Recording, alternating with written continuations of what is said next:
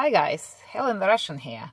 So something interesting happened yesterday. It was Saturday in Las Vegas, and I am really curious to see how it all unfolds because the story is not actually quite over yet. So in August, I had these passengers that I picked up from the Topgolf. They were going to one of the Las Vegas hotels. It was a guy and a girl, fairly young, I'm going to say late 20s, early 30s. Anyhow, it was normal trip. I took them there. Everything was fine. And then I logged off of both apps straight after I dropped them off because I was planning to have lunch with my girlfriend who works in a hotel on the Strip. And that hotel wasn't that far, so I dropped them off at Aria, and my girlfriend works at the Paris. So I go to the Paris, I park, and just as I am by the bank of the elevators, obviously already on foot, waiting for my girlfriend, my phone rings, and turns out it's that passenger that I just dropped off, and he says that his girlfriend cannot find her phone, and they think they left it in my car.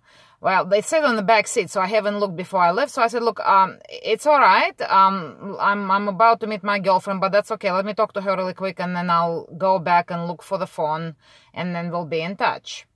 And he said, okay. And I didn't think really fast because it always comes through the Uber phone, of course. And I said, is that the right number to reach you? And he said, yes, but he probably thought I have his actual number, but that's all right.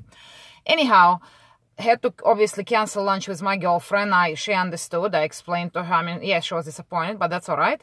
So I go back to the garage, and sure enough, there is iPhone sitting on the back seat, which obviously I don't really look in there unless I really need to, so I didn't see it before. So I take the phone and I try to dial that number for the passenger, and of course it goes straight to Uber.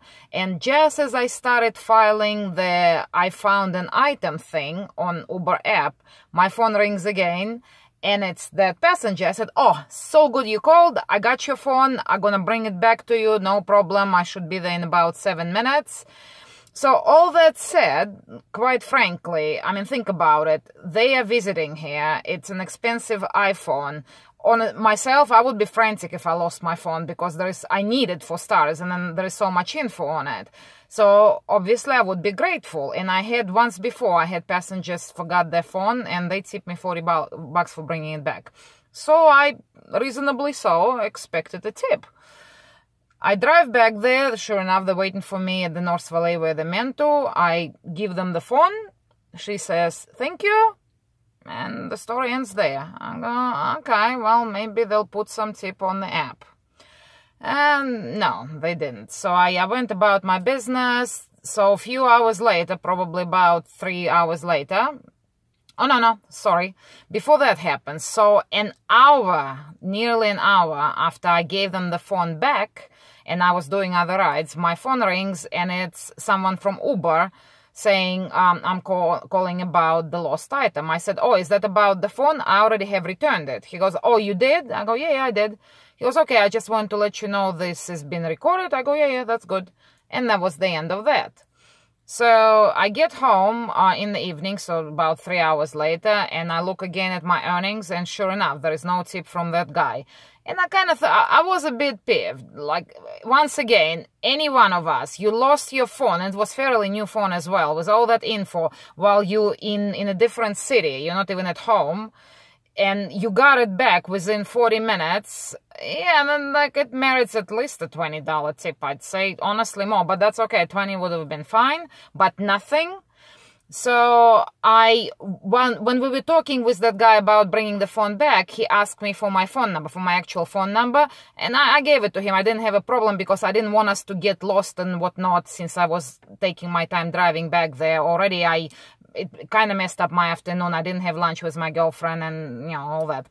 So I texted him, nice text. I wasn't rude. I wasn't asking for it. I just said, basically in the guess, it was fairly long text, but I said, look, to be honest, I was a bit surprised and disappointed that I didn't see any material appreciation for the effort that I made. I really did go out of my way to return it to you as soon as possible and whatnot. Well, I got no reply, and I didn't think I would, and I kind of thought, oh, well, you know, some people are just not grateful. Well, just now, literally an hour ago, so that's the next day, I get a text from him saying, very nice text, he was lovely, and he said, look, I'm sorry, I just saw your text because it went into my unknown folder thing, but I was under the impression that you get $15 for return item because I could not contact you unless I agreed to Uber's statement saying I'll be charged $15, and he includes the little screenshot.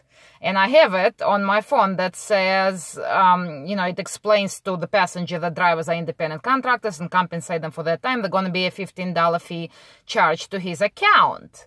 So he was under the impression he gave me $15. So, I mean, I can see why he would be surprised that I even texted him. So I go, interesting. So I go double check my earnings statement. And no, there is no $15 there. So I am now curious to find out. I did contact Uber about this, and I briefly explained that's what happened. That the passenger clearly states that he was charged, and it was made very clear to him that that money goes to me to compensate me for my time, and yet I got nothing. So could I please have that $15? So stay tuned. I'll let you know how it all turned out. Yep, take care. Bye.